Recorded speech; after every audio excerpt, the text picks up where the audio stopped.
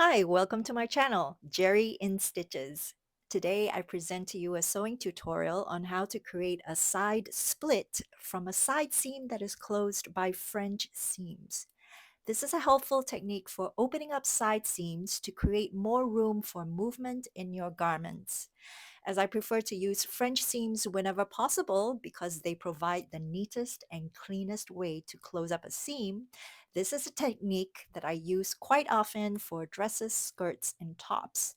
I'll be doing this demo on the REYA sewing pattern, which is a pattern that I developed with Fiber Mood, and you can find the purchase link in the description box below.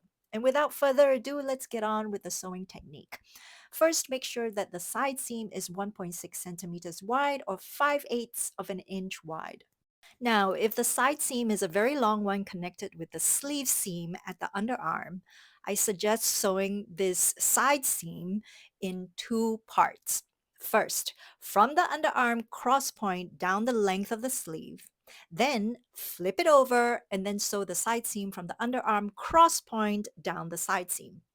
I marked 5 inches above the hemline for the side split, and close to the beginning of the side split, I draw in temporary lines as a sewing guide for the first seam of the French seam, which is a 1/4 inch from the raw edge.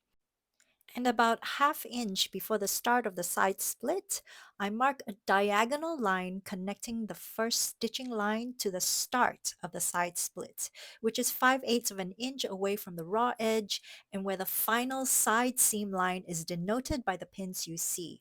So after sewing the sleeve seam starting from the underarm cross point, I flip my work and start sewing the side seam from the underarm to the start of the side split.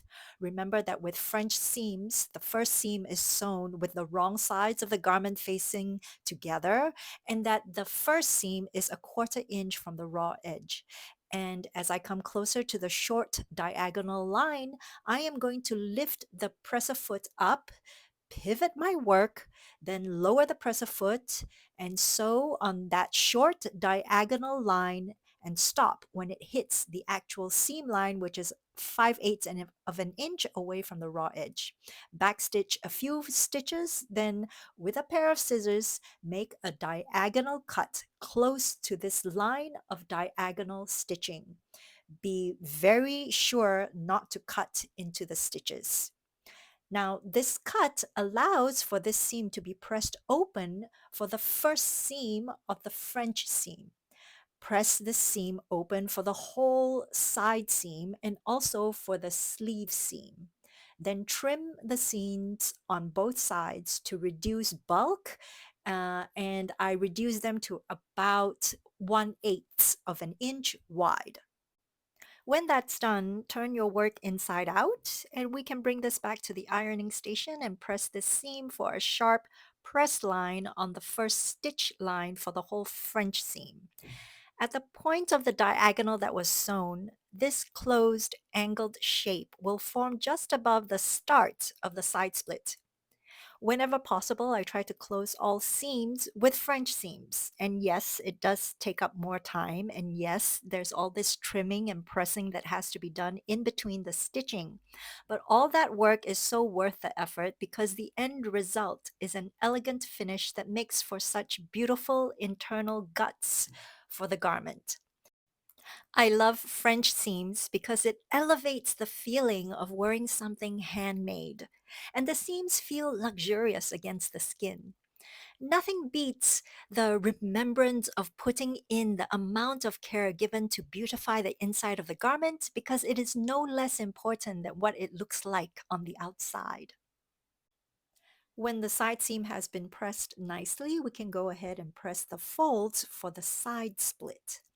The first fold is scant of 1/4 inch wide, folding towards the wrong side of the garment.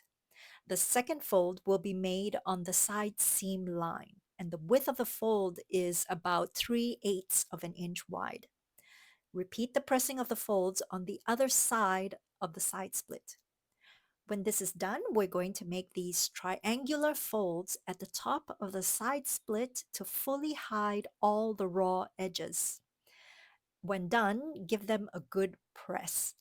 Now this is ready to be brought to the machine to sew up the final seam of the French seam, which is going to be 3/8 of an inch away from the first stitching line or the fold.